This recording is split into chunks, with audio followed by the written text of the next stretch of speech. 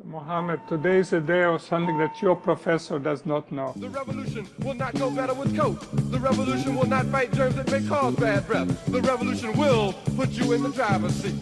The revolution will not be televised, will not be televised, will not be televised, will not be televised. The revolution will be no rerun, brothers. The revolution will be live. So if you're very lucky, your professor might know about evolution operators.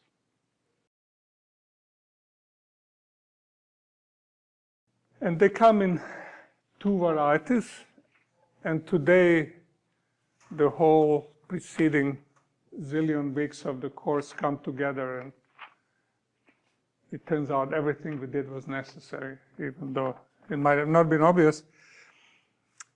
And there is thing about evolution operators in general setting. And then there's a special set with. So everything we have learned is true, but if there is a symmetry on a problem, there is additional stuff to be done, which actually helps you a lot in doing calculations in a problem. And for pedagogical reasons, we are focused on discrete symmetries. But the general structure of the answer is true for both discrete and continuous symmetries, as long as the symmetry group is compact group. That just means for today that it's something like SO2, SO3 rotation group, and let's say not Minkowski group. And everything is true, but with the symmetry, nice things and counterintuitive things happen. So I will do this in 3 steps. First, I'll show what it does to evolution operators. Then I'll show what it does to spectral evolution operators. And then something that you probably have never seen is what it does to periodic orbits, if there's support of the system. And that one is your professor does not know. So with evolution operators, we were interested in computing traces. So we are looking at trace of evolution operator, which is defined as an integral where you start every place in a state space.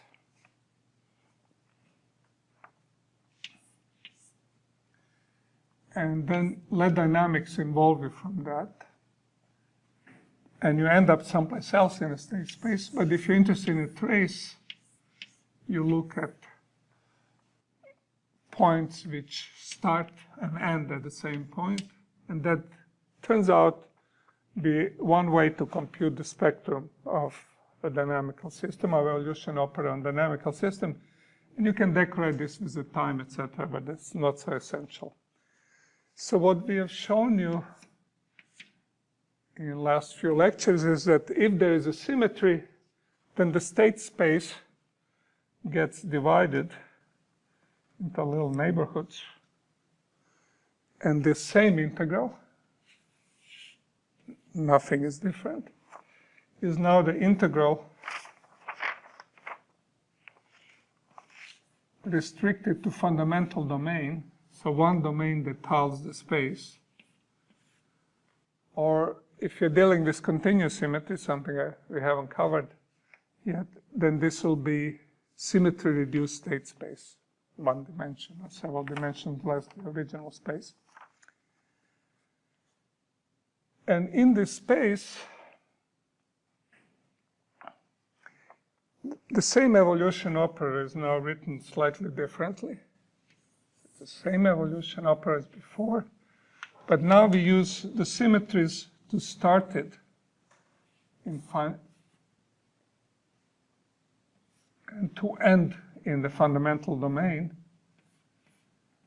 And that introduces a new thing that is not visible in worlds without symmetry.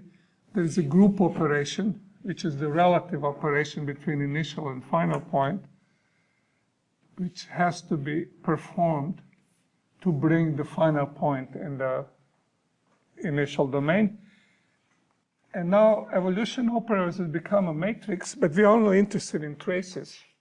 So the only thing that we see is the trace of that matrix. It's intrinsic to the symmetry group. It's called regular matrix. And what we see is that trace should involve this group operation. And now we don't have only integral over the fundamental domain, but now that we have split the world into its copies, we also have to sum over all possible copies H. Now, this is just an identity and nothing has been gained, because the only time we get a contribution is if the trace of a regular matrix is non-zero, but that happens only then the trace is just the dimension of the group, order of the group, but that's only true if H equals identity. So all we said is, instead of starting every place in the space, we can start in fundamental domain and come back to it. And there'll be 6 copies or G copies of it. And we only get contributions from periodic orbits.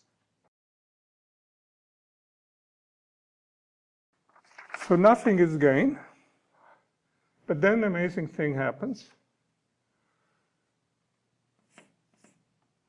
If I go to irreducible representations, and now we know that whenever we look at the trace of regular representation of H and the group element, that can always be written as a sum index mu, which labels irreducible representations. For finite groups, there'll be a finite number of them. For infinite groups, it'll be like Fourier analysis. There'll be infinitely many of them, but they'll have unique labels. And then this trace on each one of them, we give it a name called character. And it's a number that you have to compute only once in your lifetime, and then it serves you for every group element.